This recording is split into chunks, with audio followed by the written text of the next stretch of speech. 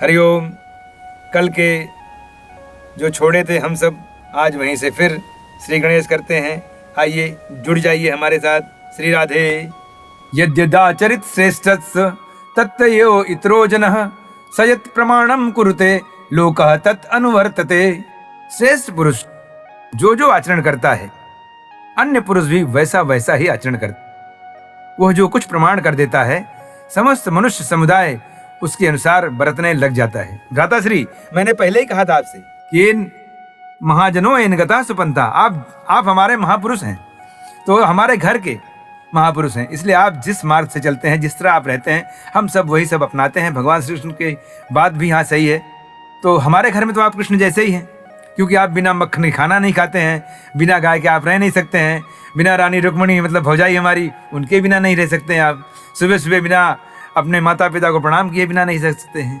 लोग बंगले में रहते हैं, लोग घर में रहते हैं, आप कोठी में रहते हैं। तो मैं उस कोठी को प्रणाम करता हूँ क्योंकि मैं उस कोठी में रहा हूँ। 2 दिन रहने का सौभाग्य मुझे मिला है। न मे पार्थस्ति कर्तव्यम त्रिषु लोकेषु किंचन नान्वाप्तम वाप्तव्यम वर्त एव च कर्मणि। हे अर्जुन, मुझे इन तीनों लोकों में न तो कुछ कर्तव्य है और न ही कोई प्राप्त करने में कोई भी वस्तु अप्राप्य है, तो भी मैं कर्म में ही बरतता रहता हूँ। यदि हिम अहम न वर्तेयम जातु कर्मण्य अतंद्रिता मम वर्तम अनुवर्तन्ते मनुष्याः पार्थ सर्वशः। क्योंकि हे पार्थ, यदि कदाचित मैं सावधान होकर कर्मों में न बरतूं तो बड़ी हानि हो जाए, क्योंकि मनुष्य सब प्रकार से मेरे ही मार्ग का अनुसरण करते हैं। उत्सिदेउर्मे लोकः न कुर्याम कर्म चेदहम संकरस्य च कर्तस्याम उपहन्याम इमाः प्रजा। इसलिए यदि मैं कर्म न करूं तो ये सब मनुष्य नष्ट भ्रष्ट हो जाएं और मैं संकरता का करने वाला हूँ, इस समस्त प्रजा को नष्ट करने वाला बन जाऊं। सक्तः कर्मण्य विद्वांसो यथा कुर्वन्ति भारत। सक्तः कर्मण्य विद्वांसो यथा कुर्वन्ति भारत कुर्यात विद्वान तथा असक्तः चिकुर्युष लोकः संग्रहम्। मतलब हे भारत, कर्म में आसक्त हुए अज्ञानी जन जिस प्रकार कर्म करते हैं, आसक्ति रहित विद्वान भी लोक संग्रह करना चाहता हुआ भी उसी प्रकार कर्म करे। न बुद्धि भेदम जनयेद ज्ञानम कर्म संगिनाम जोस एत्वाद कर्माणि विद्वान युक्ता समाचरन। परमात्मा के स्वरूप में अटल स्थित हुए ज्ञानी पुरुष को चाहिए कि वह शास्त्र विहित कर्मों में आसक्ति वाले अज्ञानियों की बुद्धि में भ्रम अर्थात कर्मों में अश्रद्धा उत्पन्न न करे, किंतु स्वयं शास्त्र विहित समस्त कर्म भली भांति करता हुआ उनसे भी वैसे ही करवाए। मतलब आप कर्म कर रहे हैं, कोई आगे बीच में ही आपको टोक दे, अरे ये कर रहे हो ऐसा हो जाएगा, वो कर रहे हो। आप एक समझ लो मड़ई छा रहे हैं, मड़ई समझते हैं, जहाँ घर के सामने मड़ई होती है जिसमें लोग रहते हैं, उसमें अब उसमें कुछ नहीं, क्या हुआ कि कोई आके रोक दे, भैया अरे मड़ई तो थोड़ी तिरकी हो गई है, कोई तिरछी हो रही है, कोई डंडा कर रहा है, ये नहीं, अरे उसके काम में हाथ बटाइए। सुमिरन कर रहे हैं बैठ करके। जैसे मैं जरा आपको ले चलता हूँ, अब मैं आपको वाल्या की बात बताता हूँ। वाल्या डाकू जब वो नारद जी को मिला, साधु सब जा रहे थे जंगल से, तो ये राम राम जपते चले जा रहे थे, तो बाल्या डाकू ने कहा ये क्या राम राम मरा मरा जप रहा है। तो उन्होंने उन साधुओं को मारने की कोशिश की। तो साधु ने कहा कि रुको, आप ये जो पाप कर रहे हो अपने घर वालों से जाके पूछो क्या इसमें भागीदारी होगी। तो बोला ठीक है, लेकिन तुम जाना नहीं यहाँ से। तो ठीक है, बोले ठीक है, हम तो साधु साधु राम राम करते बैठ गए वहाँ। फिर वो बाल्या डाकू गया अपने घर और बोला कि मैं जो पाप लोगों को मार के पाप कमा रहा हूँ, क्या मेरे पाप में आप सब भागीदार बनेंगे। सबने मना कर दिया, सबने, बच्चे यहाँ तक बीबी तक ने मना कर दिया कि नहीं, मैं तुम्हारे पाप में भागीदार नहीं बनूंगा। इसलिए महापुरुषों आपसे कह रहा हूँ कि पाप करना तो सोच समझ करना, क्योंकि तुम्हारी जो स्त्री है वो भी आपके पाप की भागीदारी नहीं बनेगी। किसी की आत्मा को दुखाओगे, किसी को कोच कोच के पैसा लाओगे तो याद रखो पचेगा नहीं आप। लेकिन यहाँ पर मैं बाल्या की बात कर रहा हूँ, डाकू की, जो इसी जमाने में उंगलियां काट काट कर लोगों की अपने गले में पहनता था। तो फिर वो बाल्या डाकू जंगल आया और उनके चरणों में गिर पड़ा कि नहीं प्रभु, मैं ये अब आज से छोड़ दूंगा।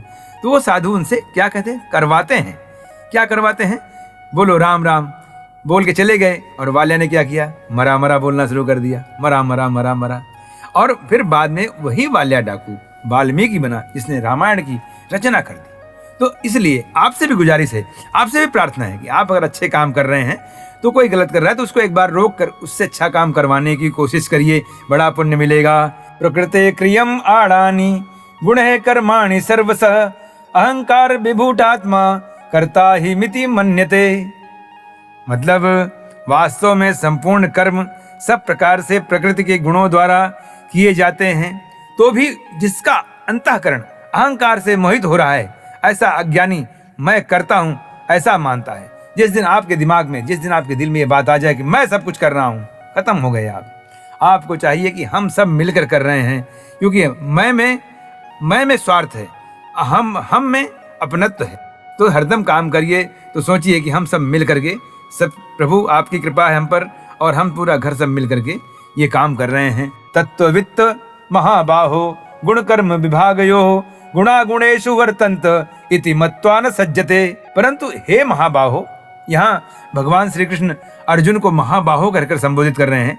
हे महाबाहो, गुण विभाग और कर्म विभाग के तत्व को जानने वाला ज्ञान योगी संपूर्ण गुण ही गुणों में बरत रहे हैं, ऐसा समझकर उनमें आसक्त नहीं होता।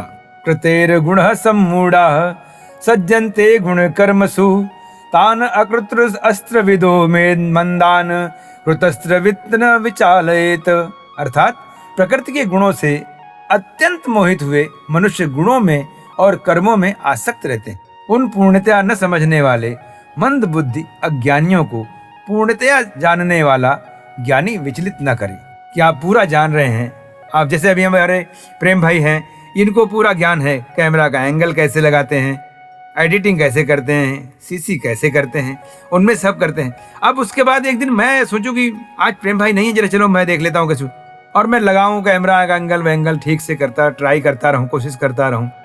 कि मेरा काम नहीं है, लेकिन कोशिश कर रहा हूं कि भाई something is better than nothing, कुछ तो कर लूं मैं।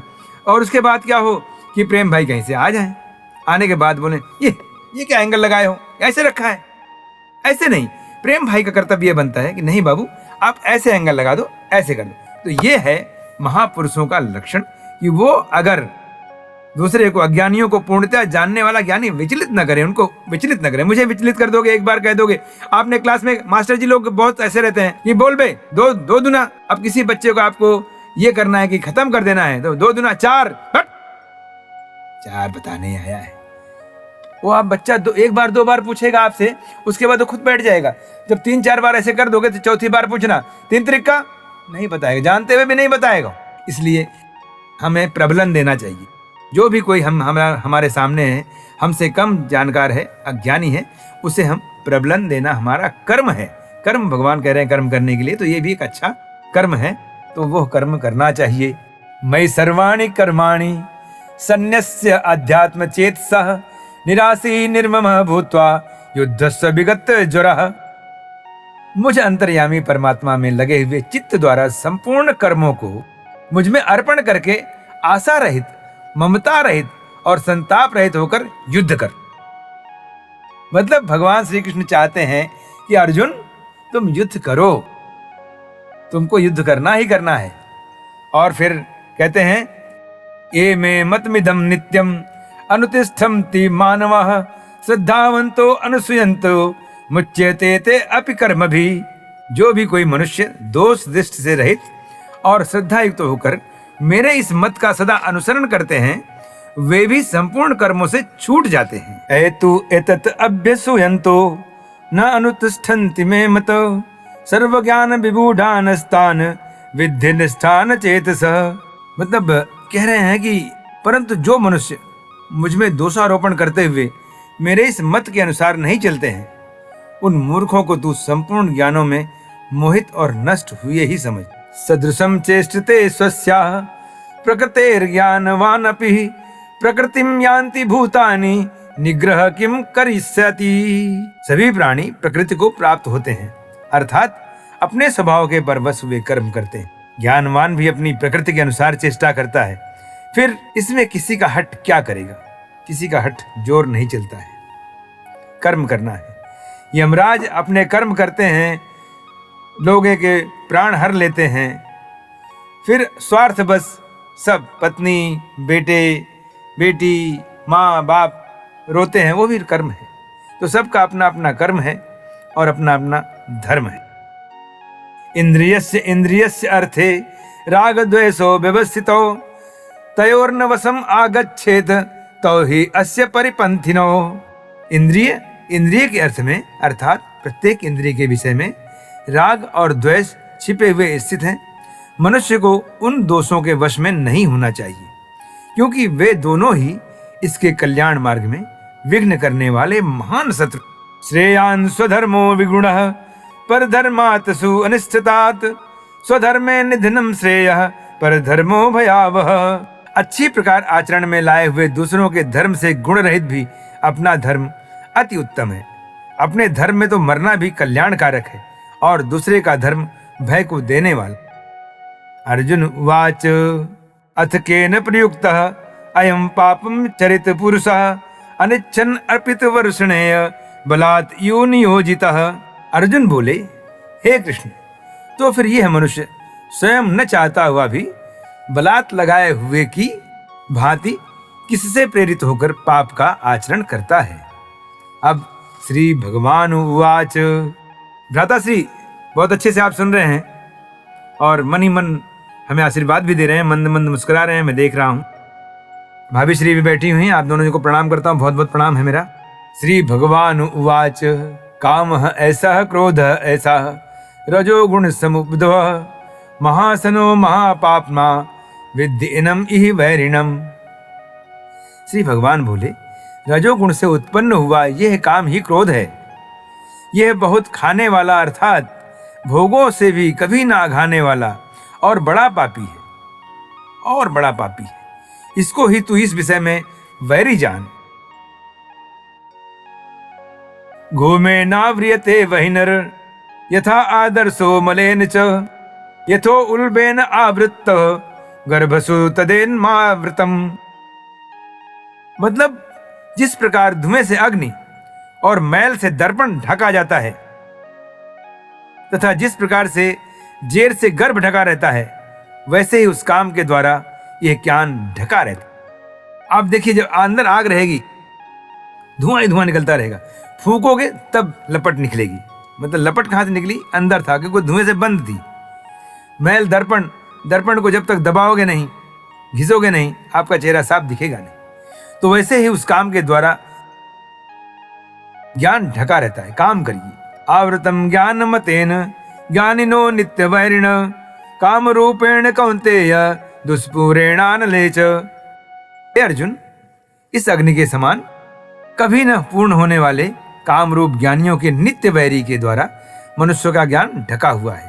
इंद्रियाणि मनो बुद्धिर्यस्य अधिष्ठान मुच्यते एतैर्विमा हत्येत ज्ञान वृत्तम देहिनम। इंद्रियां, मन और बुद्धि, ये सब इसके वासस्थान कहे जाते हैं। ये काम इन मन, बुद्धि और इंद्रियों के द्वारा ही ज्ञान को आच्छादित करके जीवात्मा को मोहित करता है। तस्मात् त्वम इंद्रियाण्यादौ नियम भरत ऋषभ पापमानम प्रजह्यनम ज्ञान विज्ञान नाशनम। इसलिए हे अर्जुन, तू पहले इंद्रियों को वश में करके इस ज्ञान और विज्ञान का नाश करने वाले महान पापी काम को अवश्य ही बलपूर्वक मार डाल। इंद्रियाणि पारण्याहुर इंद्रिये अभ्यम परमन मन संतु परा बुद्धिर यो बुद्धे परतस्तुतः। इंद्रियों को स्थूल शरीर से पर यानी श्रेष्ठ, बलवान और सूक्ष्म कहते हैं। इंद्रियों को स्थूल शरीर से, ये स्थूल शरीर जो है उससे श्रेष्ठ, बलवान और सूक्ष्म कहते हैं। इन इंद्रियों से मन में भी पर बुद्धि है और जो बुद्धि से भी अत्यंत पर है। योम बुद्धेह परम बुद्ध्वा संस्तभ्य आत्मानाम आत्मना जाहे शत्रुम महाबाहो काम रूपम दुरासदम। इस प्रकार बुद्धि से पर अर्थात सूक्ष्म, बलवान और अत्यंत श्रेष्ठ आत्मा को जानकर और बुद्धि के द्वारा मन को वश में करके हे महाबाहो, तू इस काम रूप दुर्जय शत्रु को मार डाल। तो भ्राता अग्रज, आपके सहयोग हो तो, आज के नियोजन है तो बहुत बहुत प्रणाम, बहुत बहुत धन्यवाद। धन्यवाद जैसा शब्द कहकर मैं आपके प्रति अपनी कृतज्ञता को कम नहीं करना चाहता, इसलिए प्रणाम ही करता हूं। और ओम तत्सदिति श्रीमद्भगवद गीता सुपनिस्तु ब्रह्म विद्यायाम योग शास्त्रे श्री कृष्णार्जुन संवादे कर्मयोगो नाम तृतीयोध्याय। मैं आपको यहीं पर आज ओम श्री राधे कहता हूँ और आप सबसे आज के दिन विदा लेता हूँ।